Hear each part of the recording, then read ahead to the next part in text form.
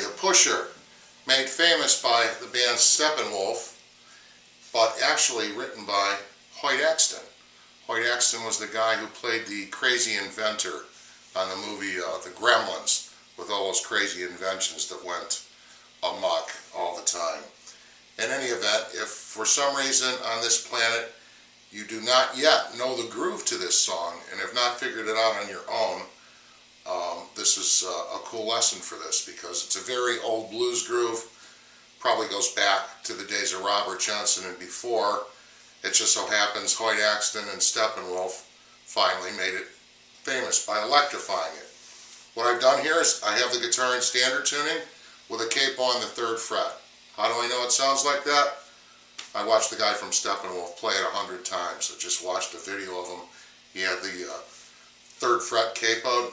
I watched him play it from 10 feet away once at a drive-in theater of all places. It was pandemonium, to say the least. Okay, the first cycle I'm going to call the E7th cycle, for lack of a better term. We're going to take our 2nd finger on the 5th string, 2nd fret down from the capo, and we're going to put our 1st finger, the pointer finger, on the G string, 1 fret down from the capo. Kind of like an up-break, the first stroke, in my opinion. Then it comes down, and you got to get into that feel, that groove.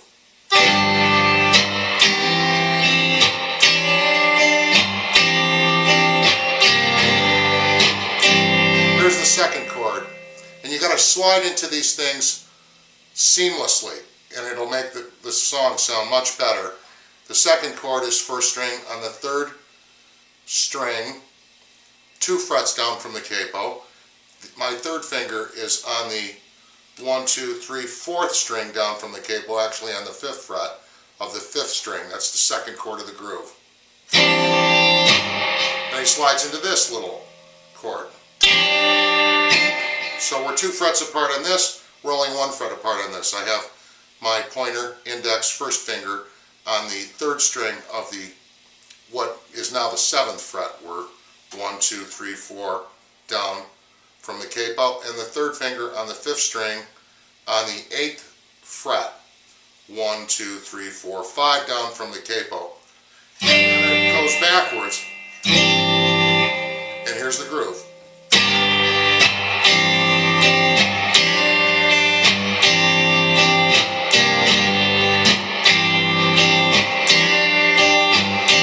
And then when you're switching chords from here, you can play the open strings.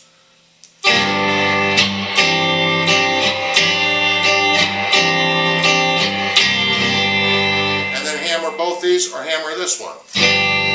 He does that a million times. The lyrics come in. You know, I smoked a lot of grass, I popped a lot of pills, on and on and on. The lyrics, leads all over the place.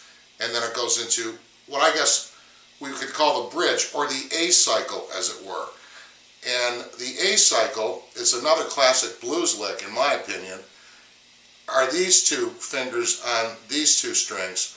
What we have here is only 1 fret down from the capo, 3rd finger on the 2nd string, 1 fret down from the capo. The 2nd finger, middle finger, on the 4th string, or the D string, on this 4th fret, 1 fret down from the capo, and then here's the groove. Oops. I'm sorry, it's 2 frets down.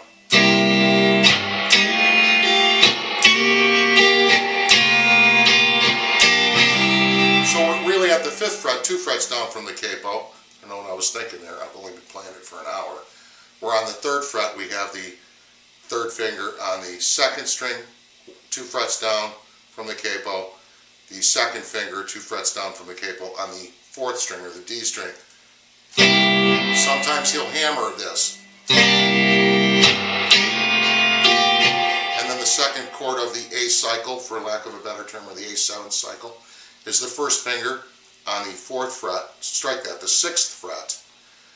1, 2, 3 frets down from the capo. 2nd finger on the 4th string. 1, 2, 3, 4 frets down from the capo. And then a careful slide, keep this middle finger anchored, and then you just kind of like slide into that. And then those are 2 right next to each other, we're at the 8th fret, third finger on the second string, second finger on the fourth string, and then back. And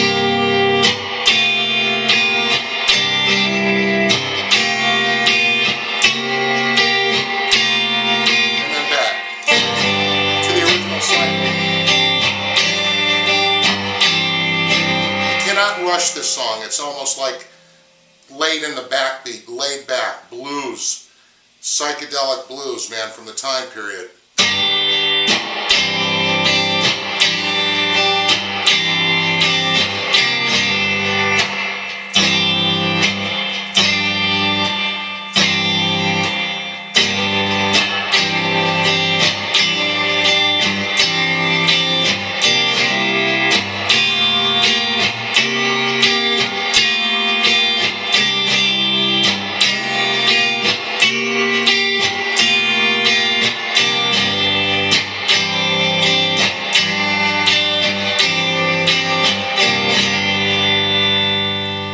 Have fun with the Pusher from Steppenwolf, written by Hoyt Axton, and get into the groove. Lay back on that and feel that groove in your bones, and it will sound good.